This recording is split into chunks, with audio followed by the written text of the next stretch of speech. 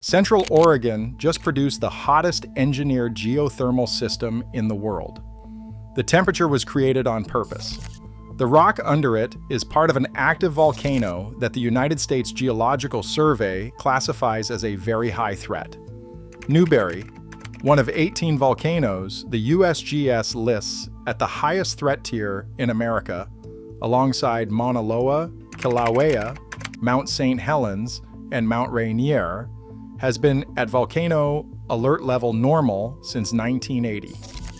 Below the western flank of that volcano, in March 2026, a private company reached 629 degrees Fahrenheit underground.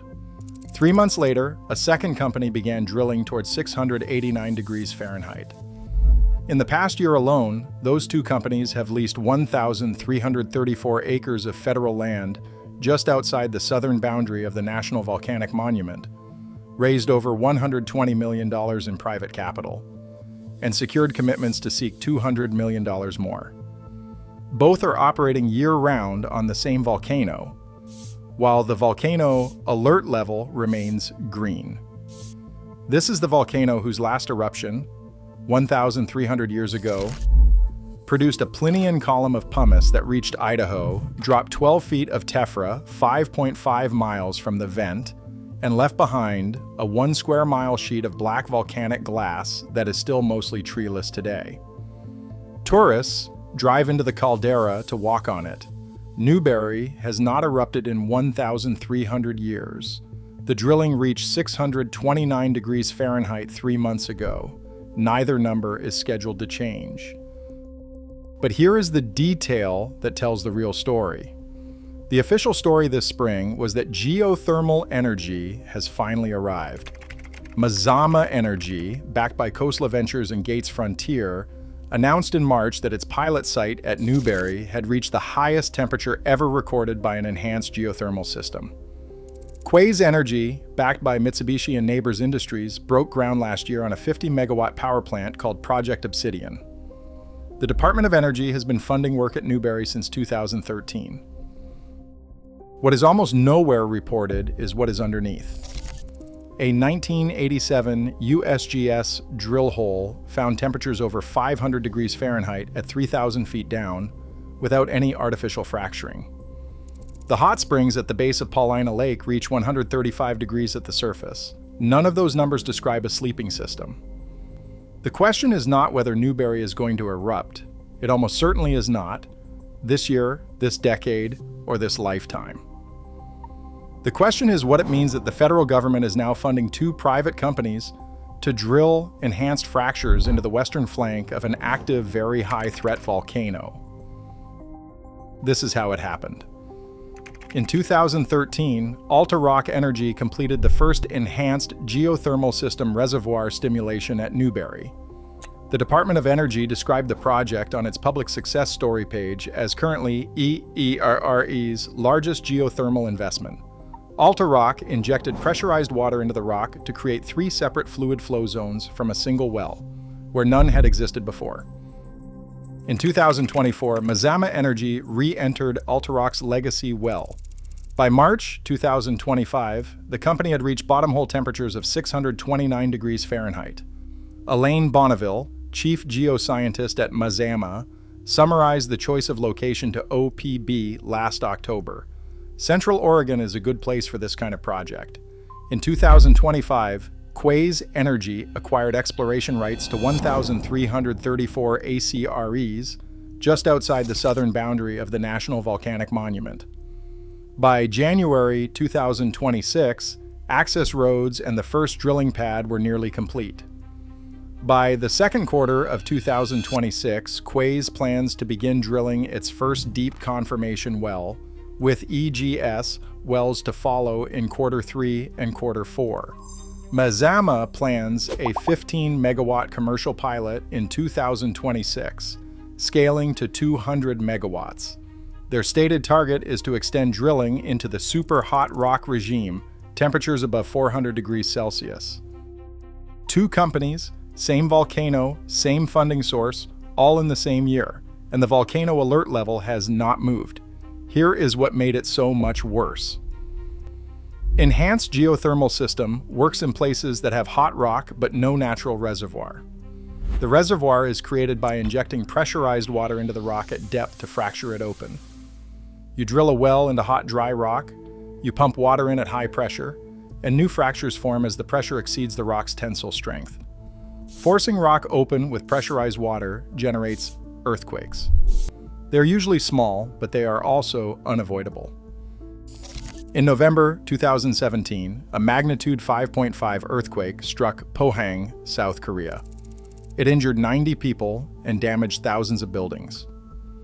A multinational scientific investigation, published in Science the following year, concluded that the earthquake had been induced by an enhanced geothermal injection project. It was the second largest earthquake in modern South Korean history, and the first ever directly attributed to EGS stimulation.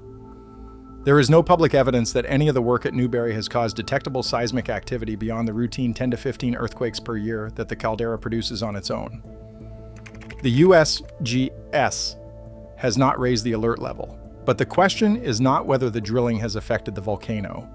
The question is what the science says about the place itself. Newberry sits at the intersection of two enormous geological systems, the Cascade Volcanic Arc to the west, the high lava plains and basin and range extension to the east. The volcano covers about 1,600 square kilometers, larger than Rhode Island.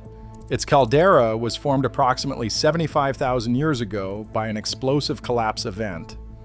A rhyolitic magma chamber has been present beneath Newberry throughout the past 10,000 years. The temperature gradient at the western flank, where Quaise has its lease, is approximately 100 degrees Celsius per kilometer of depth. That is exceptionally high by any geothermal standard. The reason the rock is that hot is the reason the volcano is classified as very high threat. The energy that the EGS drilling is trying to extract is the same energy a future eruption would release. Here is what is not making most headlines. There is a 1 square mile sheet of black volcanic glass on the floor of the Newberry caldera. It has been there for 1,300 years. It is still mostly treeless. You can drive into the caldera, follow a paved road past Paulina Lake, and walk on it. It is called the Big Obsidian Flow, and it is the youngest evidence of how Newberry erupts when the magma chamber finally releases pressure to the surface. Approximately 1,300 years ago, a vent opened at the base of the southern caldera wall. The eruption began with a gas-rich, explosive Plinian phase. A column of volcanic ash and pumice rose tens of kilometers into the atmosphere. Westerly winds caught it and carried it as far as Idaho. Volcanic bombs landed in Paulina Lake. After the explosive phase, the eruption transitioned to a slow extrusion of viscous arhyolite lava that solidified into volcanic glass before it could spread far. The flow covers 2.6 square kilometers of caldera floor. It is mostly treeless today because obsidian has almost no soil structure and plant roots cannot grip glass. 5.5 miles from the vent that produced that flow, Quaise Energy is preparing to drill into the same volcanic system.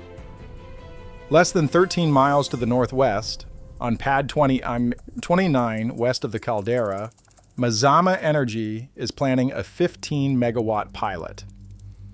Both companies are operating on the western flank of the same volcano whose southern flank produced the Big Obsidian Flow. The volcanic monument was created by Congress in 1990. It protects the caldera, the lakes, the Obsidian Flow, and the cinder cones.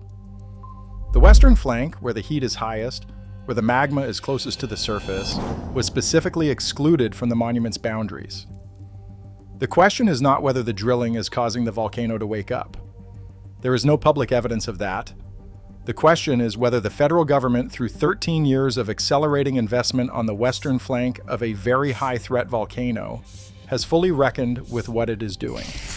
The technology being deployed at Newberry is the same category that produced a magnitude 5.5 earthquake in South Korea in 2017. The volcano under it last erupted with enough force to drop 12 feet of pumice 5 miles from the vent and send tephra to Idaho. Both facts are public, but neither is in the same press release. The big Obsidian Flow has been there for 1,300 years. The volcano has been at normal since 1980, and the drill bit reached 629 degrees Fahrenheit in March. None of those numbers are scheduled to change. If this story is worth telling, subscribe. We cover more of these every week.